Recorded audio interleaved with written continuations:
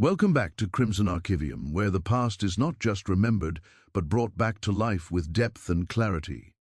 The Ottoman Empire, at its height, was a world of astonishing wealth, grandeur, and intricate hierarchy, a civilization where every detail of life for the ruling class was carefully orchestrated to reflect power, sophistication, and divine favor.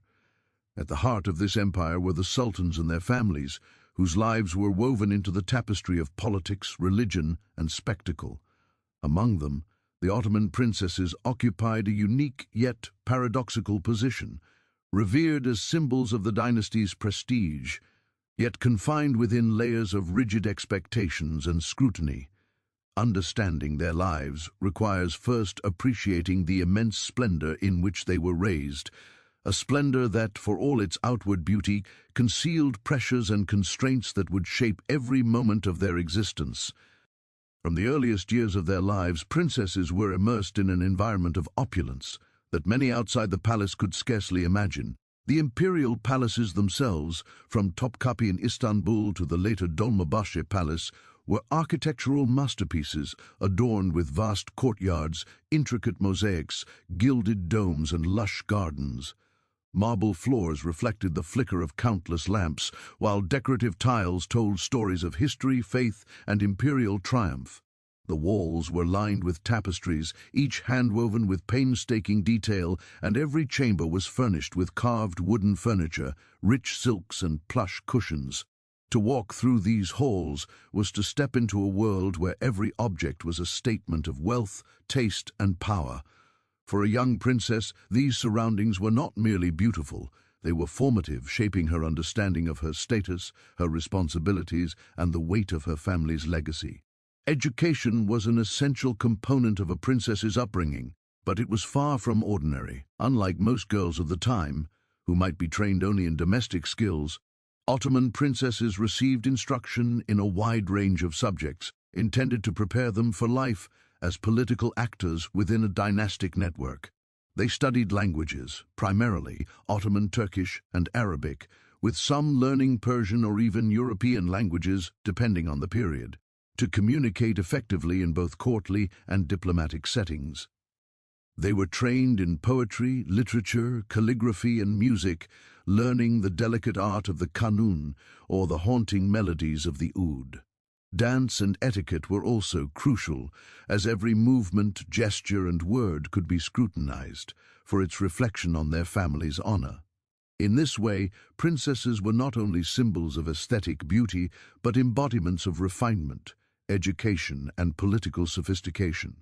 Yet, the education of an Ottoman princess was also intensely controlled. Her teachers were often chosen from among the empire's most trusted officials or experienced women within the palace, including members of the harem hierarchy, who imparted lessons not only in knowledge but also in obedience, discretion, and surveillance. Young princesses were instructed in the careful art of observation, how to notice the subtleties of court politics, how to gauge the intentions of those around them, and how to navigate a world where a single misstep could carry grave consequences. They were raised to be both delicate and shrewd, graceful yet calculating, a duality that was essential for survival within the glittering, often treacherous palace environment. The daily life of a princess reflected this duality. Her mornings might begin with lessons or recitation of the Quran, followed by music practice, embroidery, or visits to the palace gardens. These gardens were themselves works of art, designed for contemplation and pleasure, filled with fountains, fragrant flowers, and carefully pruned trees.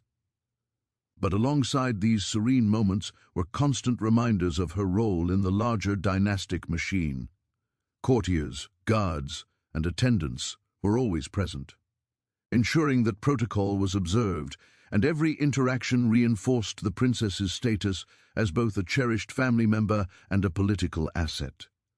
Her appearance, from her clothing to her jewelry, was subject to exacting standards. Silks and brocades in vibrant colors, adorned with gold and gemstones, marked her as a member of the imperial family, while delicate perfumes signaled refinement and taste. Every aspect of her presentation was carefully curated to maintain the aura of imperial majesty. Socialization was similarly structured and purposeful. Princesses were often confined to the palace or harem quarters, interacting primarily with family, other women of the court, and carefully vetted visitors. Friendships, while genuine at times, were also shaped by hierarchy and politics. Alliances among palace women could provide protection, favor, and influence, while rivalries could lead to isolation or disgrace. In this sense, the princess's world was both protective and restrictive. She was shielded from many dangers outside the palace walls, but also constrained by the invisible boundaries of etiquette, expectation, and surveillance. Every smile, word, and gesture was laden with significance. Religious and ceremonial life further reinforced this splendor. Festivals, weddings, and religious observances were celebrated with immense pomp, involving intricate rituals, music, and display. For princesses, participation was both an honor and a duty, signaling their families' piety and prestige to the wider court and empire. Even routine occasions, like receiving gifts or entertaining guests, were imbued with ceremonial significance, reinforcing the perception of the imperial family as elevated, almost otherworldly figures. The splendor surrounding a princess was thus a constant performance, one that demanded both grace and discipline. Yet, beneath this brilliance lay a more complicated reality. The very elements that made palace life magnificent, its strict hierarchy, constant observation, and intense social pressure, also imposed a profound sense of confinement. While a princess could move among the palace's luxurious chambers and gardens, her choices were limited, her movements monitored, and her future largely predetermined. The opulence that surrounded her became both a shield and a cage, a gilded world of beauty and ritual that could obscure the personal sacrifices and pressures required of her. This duality, luxury intertwined with control, beauty intertwined with expectation, defined the early life of every Ottoman princess. She was a symbol of the empire's power and sophistication, admired and revered, yet her personal freedom was always circumscribed by her role in the dynasty's political and social structure.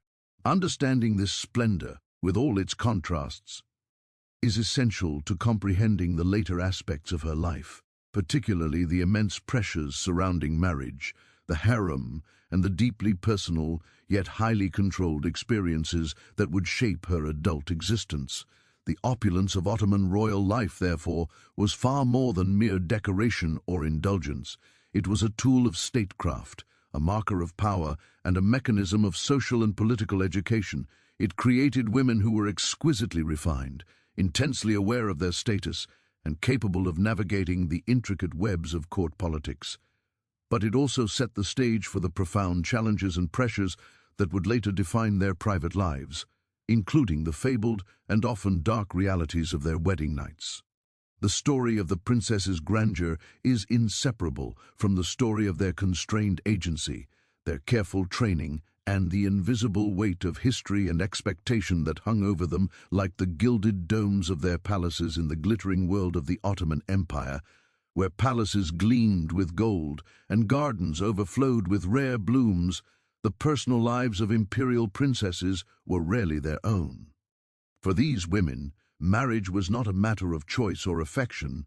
It was a strategic instrument of statecraft, a carefully calculated move in the complex game of politics, diplomacy, and dynastic survival. Each union was designed to fortify alliances, reinforce loyalty among powerful families, or bring distant regions under the influence of the Sultanate. In this context, the marriages of Ottoman princesses were less about love and more about power, and the princess herself became both a prize and a pawn in a system that valued political advantage above personal desire. From a young age, princesses were acutely aware that their futures were inextricably tied to the ambitions of the empire. They were groomed for roles that would project the dynasty's influence far beyond the walls of the palace. A marriage could link the imperial family to a high-ranking vizier, a provincial governor, or even foreign dignitaries, each alliance carefully negotiated by the Sultan and his advisors. The selection process was meticulous. Prospective husbands were scrutinized not only for their loyalty and political connections, but also for their wealth, reputation, and capacity to enhance the empire's prestige. In many cases, a princess's personal preference was irrelevant. The decision rested entirely with the sultan, the Valide sultan, queen mother, and the senior advisors who orchestrated these unions like a chess master moving pieces across the board. Political marriages often served multiple purposes simultaneously. At home, they could cement loyalty among influential families, whose allegiance was essential to maintaining order in the empire. By marrying a daughter to a powerful vizier or governor, the sultan ensured that key officials were bound not only by duty but by family ties. Abroad, marriages could function as subtle tools of diplomacy. While the Ottoman Empire rarely sent princesses into foreign courts, preferring to maintain internal control, the alliances created within its diverse provinces often carried international significance, helping to stabilize borders and integrate newly conquered regions into the imperial fold. The princess herself was a living symbol of the sultan's authority and benevolence, and her marriage served as a tangible reminder that the imperial family's influence extended into every corner of the empire. Despite the grandeur surrounding these unions, the realities for the princess were stark. Once her husband was selected, her life shifted from the familiar luxury of the palace to a future dictated by both her new household and the empire's expectations. Preparations for marriage were elaborate, involving ceremonies, dowries, and gifts, each infused with symbolism and political meaning. The princess's trousseau, often consisting of exquisite silks, jewelry, and fine art, was not merely a collection of possessions. It was a declaration of her family's wealth, taste, and authority. The wedding itself could last several days, featuring processions, music, and feasts, all designed to showcase the imperial family's power and to impress both local elites and visiting dignitaries. However, beneath the outward splendor, there existed immense pressure. A princess's primary duty in marriage was to secure the dynasty's future by producing heirs. Fertility was not only a personal matter but a political one. The birth of a son strengthened the family's position within the court, while failure to conceive could lead to scrutiny, criticism, or even scandal. This expectation weighed heavily on young brides, who were often married in their teens, thrust suddenly into the roles of wife, diplomat, and mother, with little preparation for the intimate realities of marital life. The pressure to fulfill these duties could be suffocating, compounded by the awareness that their behavior and successes would be judged constantly by the sultan, the Valide sultan, and the sprawling court hierarchy. Moreover, political marriages often demanded personal sacrifices that could be emotionally devastating. Affection, romantic connection, and personal preference were secondary, if they existed at all. Some princesses were sent to live with husbands they barely knew, in households dominated by powerful men and their extended families, where the princess had to navigate complex social dynamics with grace and diplomacy. Missteps could carry consequences ranging from social embarrassment to political tension, leaving the bride to balance her duty to her husband, her household, and the empire itself. In this sense, the marriage of an Ottoman princess was not simply a personal union, it was a role she was trained to perform, a public performance with political stakes that could ripple across the empire. It is also crucial to understand that these marriages occurred within the context of a highly hierarchical and gendered society.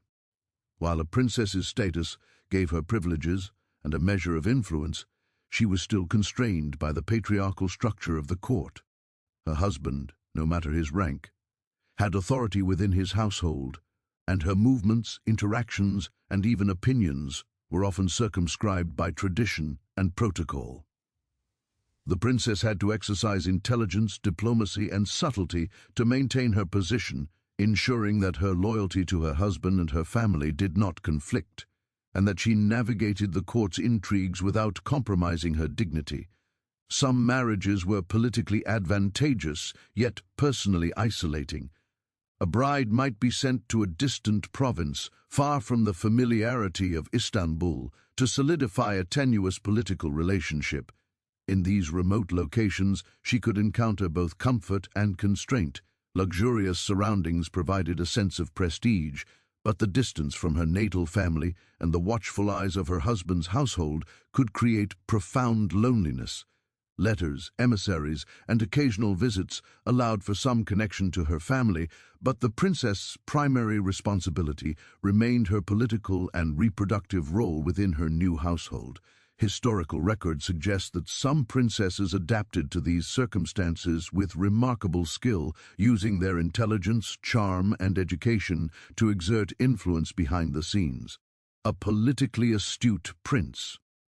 SS could become a valuable advisor to her husband or a mediator between competing factions, leveraging her position to maintain both her family's interests and her own security.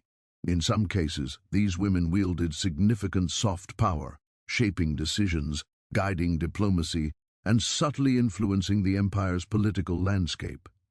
Yet even in these instances, their influence was bounded by tradition, expectation, and the omnipresent gaze of the court, reminding them that their value was always tied to political utility.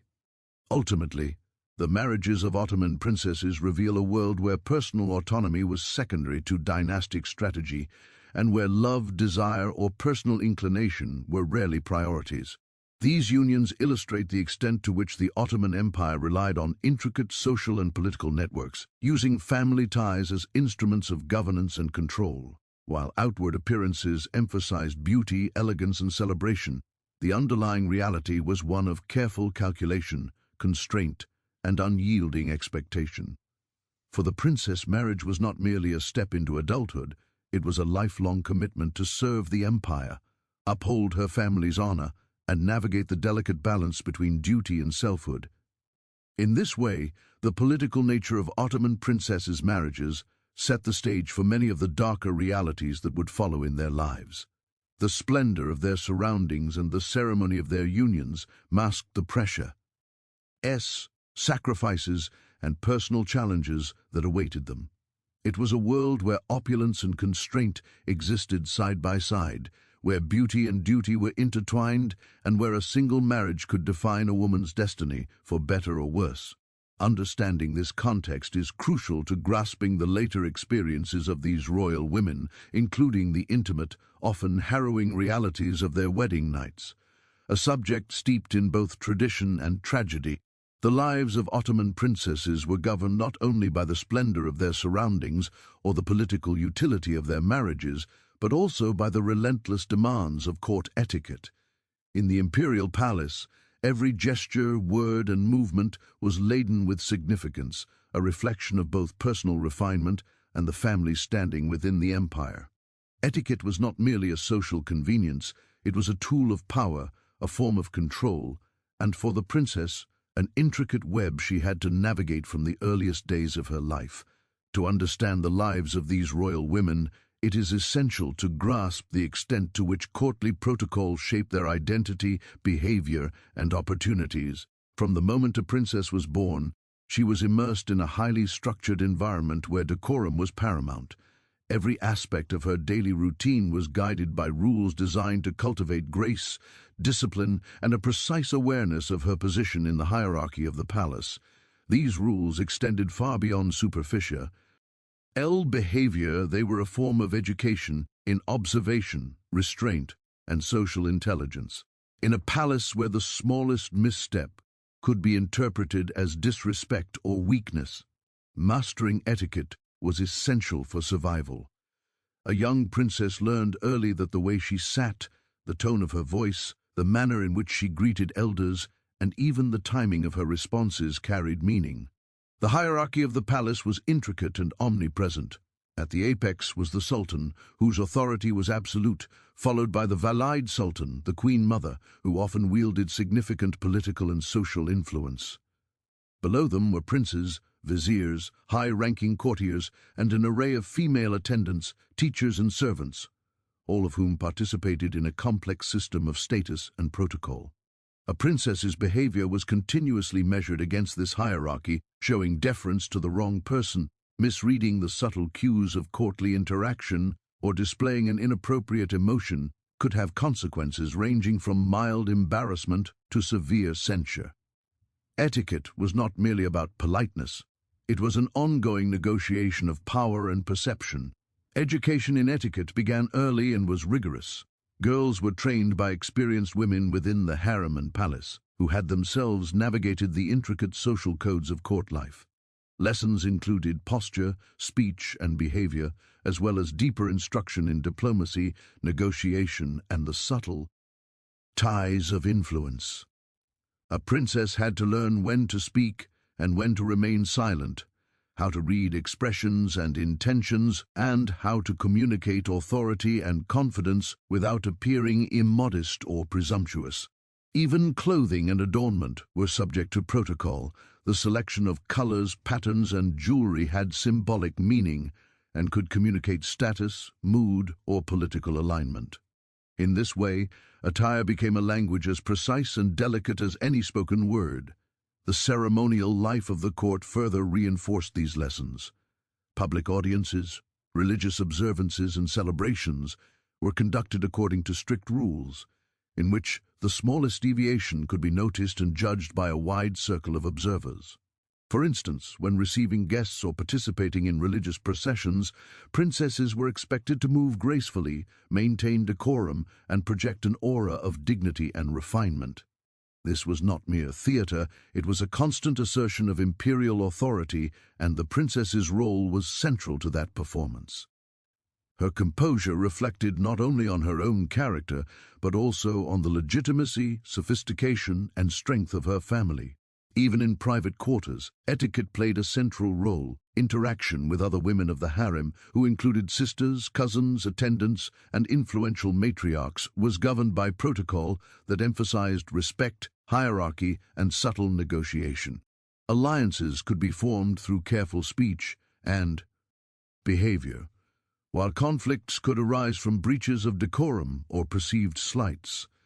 A princess had to develop a keen sense of social awareness, anticipating the needs and expectations of others while maintaining her own authority and dignity. The harem was, in many ways, a microcosm of the empire, and navigating its social complexities required skill, intelligence, and constant vigilance.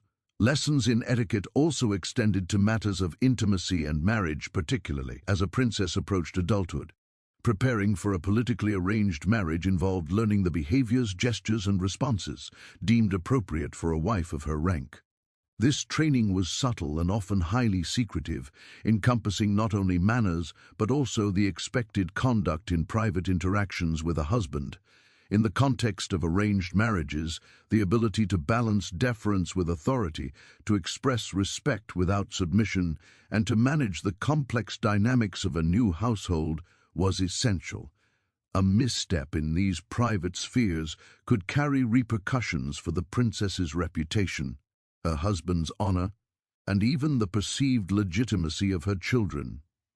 The rules of court etiquette also reflected broader cultural and religious expectations. Islam, combined with centuries of Ottoman custom, prescribed certain behaviors for women, including modesty in dress, speech, and conduct. These expectations were intertwined with the political and social functions of the princess, reinforcing the idea that her behavior was a reflection not only of personal virtue, but of dynastic authority and divine favor. Observance of religious rituals, participation in charity, and public displays of piety were all intertwined with the performance of etiquette, creating a multifaceted set of expectations that governed every aspect of a princess's life. Breaking etiquette could have severe consequences, both socially and politically. A princess who displayed arrogance, impatience, or disrespect risked losing favor with influential members of the court. A failure to observe subtle rules, such as how to address an elder, when to speak in the presence of the sultan, or how to navigate ceremonial seating arrangements, could undermine her authority, her family's influence, and even her personal safety. Etiquette, in this sense, was both a protective measure and a constraint, providing structure and status while simultaneously enforcing strict control over behavior. Yet, within these confines, some princesses learned to wield etiquette as a form of power. By mastering the subtleties of courtly behavior, they could influence decisions, forge alliances, and assert authority within the limited scope allowed to them. Knowledge of protocol became a tool for negotiation, a way to navigate the treacherous waters of palace intrigue while maintaining respect and dignity. A well-trained princess could communicate volumes without uttering a word, using posture, gaze, and gesture to signal loyalty, intelligence, and resolve. In this way, etiquette was not only a set of rules, but also a language of influence, a language that could secure survival, status, and subtle power within the imperial court. Ultimately, the rigor of court etiquette exemplifies the dual nature of life for an Ottoman princess. The beauty, education, and refinement of her upbringing were inseparable from constraint, observation, and expectation.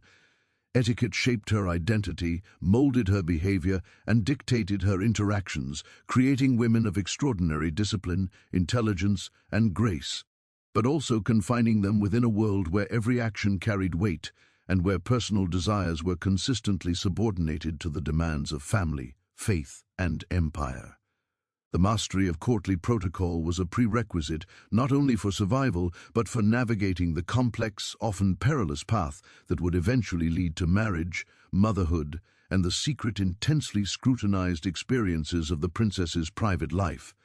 The elaborate rituals, social hierarchies, and unyielding expectations of the Ottoman court ensured that from her earliest days, a princess was molded into both a symbol and a strategist, a living embodiment of imperial power and refinement.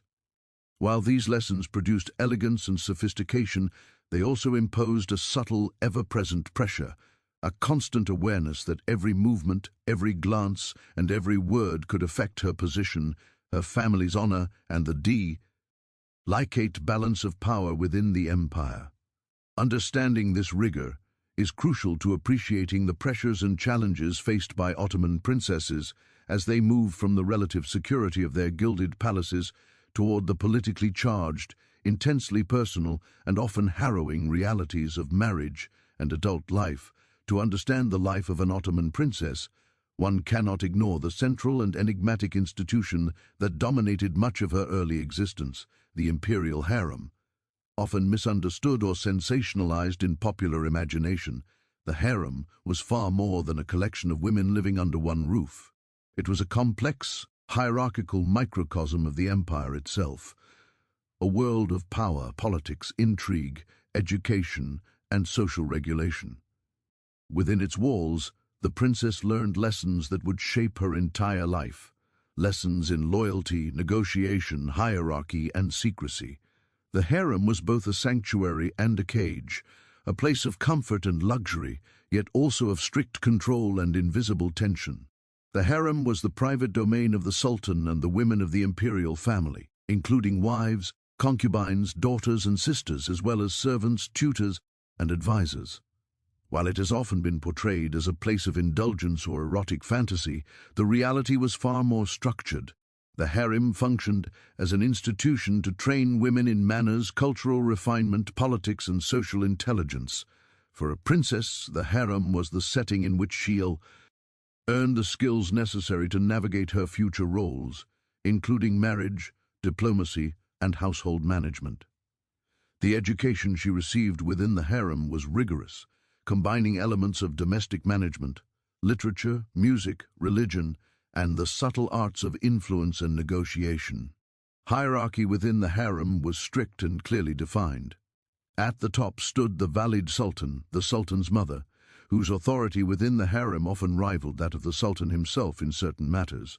The valid sultan controlled access, enforced discipline, and wielded tremendous influence over the women, including the princesses. Beneath her were the consorts and senior wives, followed by younger wives, concubines, and female attendants. Each woman had a rank that dictated her privileges, responsibilities, and social standing. For a princess, understanding this hierarchy was essential, as her interactions with other women could affect her reputation and her family's position in court. Respecting the chain of authority, knowing whom to align with, and observing the subtle power dynamics were daily exercises in social intelligence. The harem was also a space where secrets were both preserved and manipulated. Women of the palace wielded information as a form of currency, and discretion was essential for survival. A princess quickly learned that knowledge of alliances, rivalries, and the intentions of others could be used to her advantage, or could be used against her. Gossip and rumor were not merely idle chatter, they were tools of influence and negotiation. Within the confines of the harem, the princess observed how power could be exercised subtly, without confrontation, through suggestion, persuasion, or well-timed silence. These lessons were invaluable for her later life, particularly when navigating marriage into politically significant households or dealing with courtly intrigue. Despite the intellectual and political education it provided, the harem was also a highly controlled environment. Movement was restricted, interactions were monitored, and privacy was rare. Even friendships were often tempered by caution, as rivalry and jealousy could emerge among women competing for favor, attention, or influence. The princess had to learn early that trust was conditional and that appearances could be deceiving. Allies today could become competitors tomorrow, and a misjudged comment could provoke lasting tension. The harem was as much a training ground for survival as it was for refinement, teaching the princess the delicate balance between openness and secrecy, strategy and courtesy. Within the harem, luxury and opulence were omnipresent, but they were inseparable from obligation. Rich fabrics, intricate jewelry, scented oils, and elaborate meals were part of daily life, yet these were also symbols of responsibility and status. Every possession, every gift, every adornment carried meaning, signaling rank, allegiance, or favor within the palace. The princess was expected to present herself with poise, to embody elegance in every gesture, and to maintain a demeanor befitting her station. Even in moments of leisure, such as attending musical performances, reading poetry, or strolling through private gardens, the princess remained under the implicit observation of her peers and superiors. In this sense, the harem was a gilded stage, where behavior was continuously scrutinized, refined, and strategically modulated. The harem was also central to the preparation for marriage. As a princess approached adulthood, her education within the harem shifted focus to the practical and intimate responsibilities of being a wife, daughter-in-law, and eventually a mother.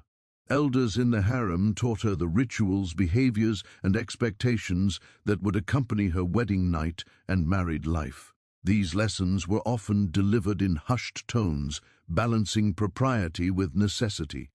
The princess learned how to conduct herself with her future husband, how to demonstrate obedience without losing dignity, and how to navigate the complex social and political implications of producing heirs. In essence, the harem served as both school and rehearsal space, ensuring that the princess could fulfill her role as a conduit of dynastic continuity. While the harem was a center of education and refinement, it could also be a place of tension and psychological pressure. The strict rules of hierarchy, constant observation, and awareness of courtly politics created an environment where stress and anxiety were ever present. Princesses, although protected by privilege, were not immune to fear, insecurity, or the weight of expectation. Even subtle missteps, an improper gesture, an inattentive glance, or a lapse in speech could have consequences. In this way, the harem functioned as both a sanctuary and a crucible, shaping character and intellect, while imposing emotional and psychological burdens that would resonate throughout the princess's life. Moreover, the harem contained secrets that extended far beyond protocol or social maneuvering. Within its walls were private chambers, concealed passages, and rooms where sensitive matters were discussed or negotiated. Correspondence with the sultan, arrangements for marriages, and other confidential decisions often took place in secluded spaces. The princess, growing up within this environment, became attuned to the art of discretion, learning when to speak, when to listen, and when to remain invisible. This skill would prove essential not only within the harem, but also in her married life, where secrecy, diplomacy, and strategic thinking were critical. In many ways, the harem served as a training ground for the survival of Ottoman princesses. It taught them discipline, observation, and the nuanced exercise of influence. It introduced them to the complexities of power, the subtleties of human behavior, and the intricate dance of loyalty and strategy. It was a place where CT met refinement, where social agility was as important as beauty, and where every lesson was imbued with both practical and symbolic significance. Yet, for all its teachings, the harem was also a reminder of limitation, a gilded enclosure that, for all its luxuries, confined, controlled, and tested the princess at every turn. Ultimately, understanding the harem is essential to understanding the lives of Ottoman princesses. It was within these walls that they learned the arts of survival, negotiation, and performance. It was here that they absorbed the lessons that would guide them through marriage, motherhood, and the challenges of adult life in one of history's most powerful empires. But it was also within the harem that the tensions between privilege and constraint, autonomy and obligation, beauty and duty, were most acutely felt. A tension that would reach its most intimate and compelling expression on their wedding nights, when the weight of tradition, expectation, and secrecy came to a personal climax. The harem, therefore, was not merely a backdrop to a princess's life, but the formative stage on which her character, intellect, and resilience were forged. It was a world of contradictions, luxury and restriction, education and pressure, camaraderie and rivalry, but it was also indispensable preparation for the realities that awaited her outside its walls. To understand the experiences of Ottoman princesses, one must first understand the harem, its rules, its secrets, and its power to shape both their public image and their private lives. For an Ottoman princess, the culmination of years of education, refinement, and preparation came on her wedding night, a moment steeped in ritual, expectation, and tradition. While outwardly it might have appeared as a celebration of love and union, the reality was far more complex, intensely personal, and, at times, profoundly daunting. The princess's wedding night was not merely a private event.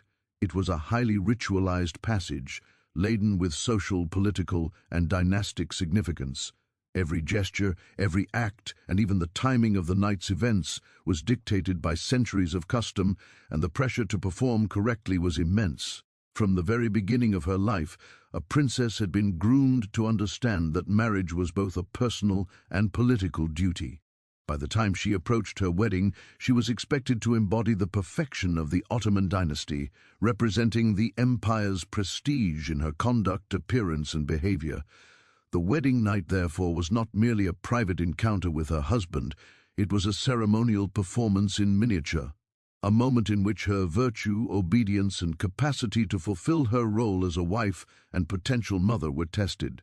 Success was measured not by personal satisfaction, but by adherence to tradition, the ability to produce heirs, and the preservation of her family's honor. The rituals surrounding the wedding night were elaborate and symbolic. Before the princess even entered the marital chamber, her preparation involved a series of ceremonial steps designed to purify, protect, and adorn her. She might be bathed in fragrant oils, dressed in special garments embroidered with gold or silver threads, and adorned with jewelry chosen for its auspicious symbolism. Some customs included placing mirrors, coins, or amulets in the bridal chamber to ward off evil spirits, ensure fertility, and protect both the bride and the dynasty she represented. Every detail was carefully orchestrated, reinforcing the idea that the princess was not simply a young woman entering marriage, but a living embodiment of dynastic continuity and imperial tradition. Accompanying these rituals were advisors and attendants, female elders, trusted servants, and occasionally the Valide Sultan herself, whose presence underscored the dual nature of the event, intimate yet public, personal yet political. The bride received guidance in subtle gestures, posture, and comportment, ensuring that she would act with dignity and discretion. Even within the private space of the bedroom, the princess was acutely aware of her role, understanding that her conduct was scrutinized not only by those present, but by the weight of centuries of tradition. Every movement could reflect honor or dishonor, obedience or defiance. The actual encounter with the husband, though private, was similarly guided by expectation. The Sultanate demanded that the princess demonstrate both modesty and readiness, a delicate balance that required poise, patience, and compliance. She was expected to perform her duties as a wife with skill and precision, navigating the unfamiliar territory of intimacy with the knowledge that her ability to produce heirs, especially male heirs, was considered of paramount importance. The pressure to fulfill this duty could be overwhelming, particularly for young brides who were often married in their teens, thrust into situations for which they had limited personal experience or emotional preparation. Fertility and reproduction were central concerns of the wedding night and the marriage as a whole. The princess's value in the eyes of the court and dynasty was tied not only to her beauty and refinement, but to her ability to bear children who would continue the imperial line. Traditional practices were imbued with superstition, symbolism, and ritual intended to ensure conception. Elders might advise specific behaviors, positions, or even dietary practices to maximize fertility, blending the intimate with the ceremonial. Failure to produce heirs was not merely a personal disappointment, it could have political ramifications, casting doubt on alliances and dynastic stability. The weight of expectation was immense, and the young bride bore it silently, having been trained from childhood to place duty above personal desire. Yet the wedding night was also psychological. Complex. Many princesses experienced fear, anxiety, and uncertainty, knowing that their first intimate encounter was both a personal milestone and a public obligation in all but name. The combination of ritual, scrutiny, and expectation created an environment in which the princess had little room for error and where personal comfort or consent was secondary to tradition. Even in moments of privacy, the knowledge that her behavior had consequences for the dynasty, her family's honor, and her own future loomed heavily. The emotional weight of this night could be profound, leaving an indelible mark on her psyche and shaping her perceptions of marriage, duty, and personal agency. The rituals surrounding the wedding night varied depending on the period, the sultan, and regional customs, but certain elements were almost universal. The bridal chamber was prepared with care, often decorated with flowers, candles, and textiles, symbolizing purity, fertility, and prosperity. Women of the household would ensure that everything was in place, from the positioning of the bed to the arrangement of ceremonial items. In some cases, the bride's family might receive formal notification that the marriage had been consummated, symbolically linking the private act to the public and political significance of the union. Despite the emphasis on ritual and tradition, the wedding night could also be a source of power for the princess. Those who had been trained in the harem's subtle lessons of observation, diplomacy, and influence could navigate the evening with skill, establishing a balance between obedience and personal agency.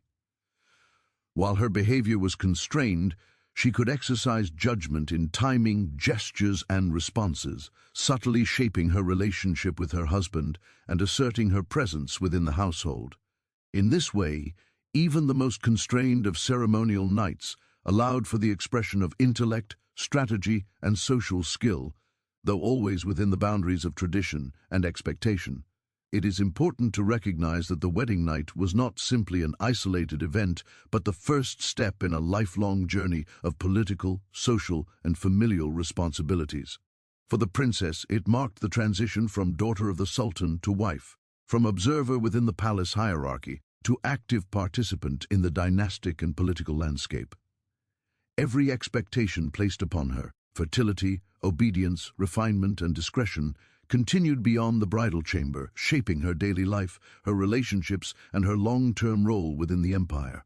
The wedding night, therefore, was both an ending and a beginning, the culmination of years of preparation and the initiation into a complex, demanding, and highly controlled adult existence. Ultimately, the weight of tradition on the wedding night exemplifies the duality of the Ottoman princess's life. Outward beauty, luxury, and ceremonial splendor were inseparable from restriction, expectation, and obligation. The night was steeped in both wonder and dread, ritual and pressure, intimacy and scrutiny. It was a defining moment in which the princess's training, refinement, and education were tested in the most personal of arenas, and in which the immense responsibilities of dynasty, family, and empire converged on one singular, intensely private occasion. The wedding night, therefore, serves as a lens through which to understand the broader complexities of Ottoman princesses' lives, a world in which power, tradition, and duty coexisted with personal vulnerability, secrecy, and sacrifice.